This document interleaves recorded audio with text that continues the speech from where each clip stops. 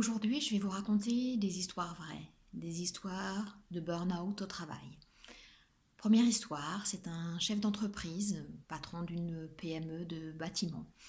Un chef d'entreprise qui veut tout contrôler parce que c'est un solide, c'est un dur, il est responsable, il gère tout.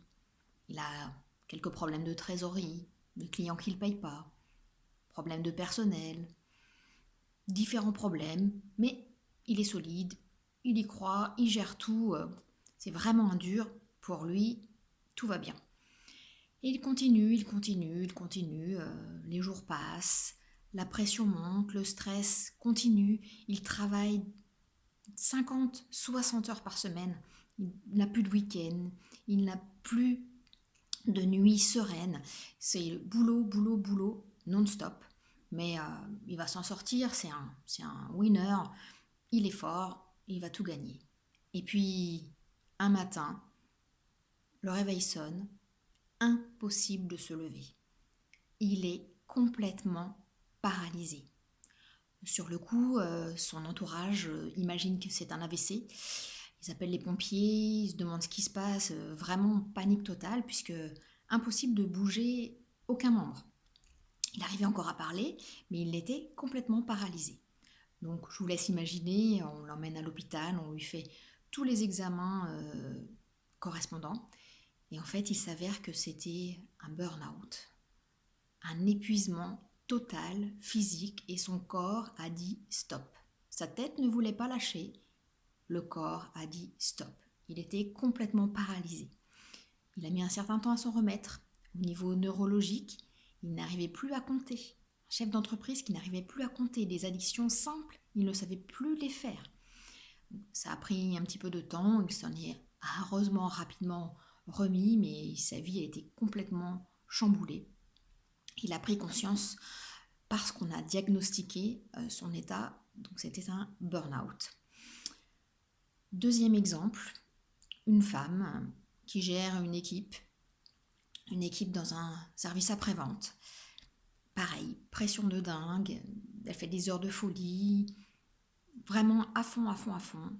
Mais pareil, elle prend pas de temps pour elle, parce qu'elle se dit qu'elle maîtrise, qu'elle est forte, et que de toute façon, ceux qui flanchent, ce sont les faibles. Et puis un jour, en pleine rue, en allant au boulot, malaise. Ses jambes la lâchent et elle tombe dans la rue, comme ça, d'un malaise. Idem. Les pompiers, je vous laisse imaginer tout ce qui se passe. Idem, on lui a diagnostiqué un burn-out dû à son travail. Le corps a lâché. Troisième cas, toujours pareil, également une cadre dans une entreprise avec une pression de folie, des objectifs de folie.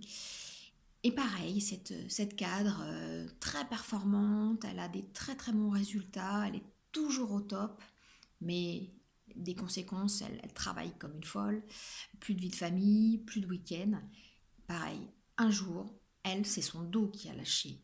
Elle a eu vraiment vraiment des gros problèmes au dos, impossible de se lever, le dos coincé, bloqué, et on lui a diagnostiqué également un burn-out dû au travail.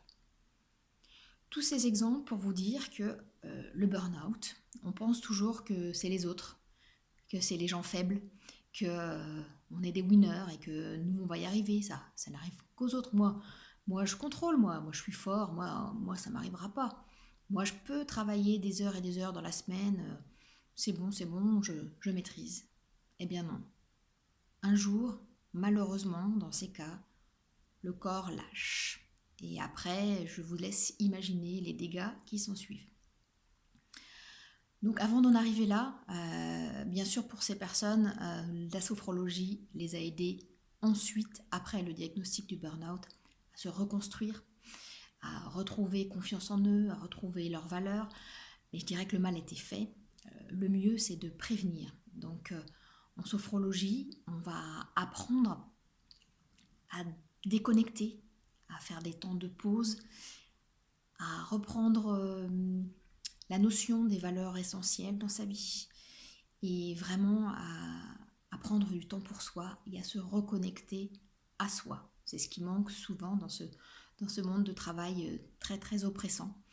Donc je vous invite vraiment à prendre soin de vous avant d'arriver en burn-out.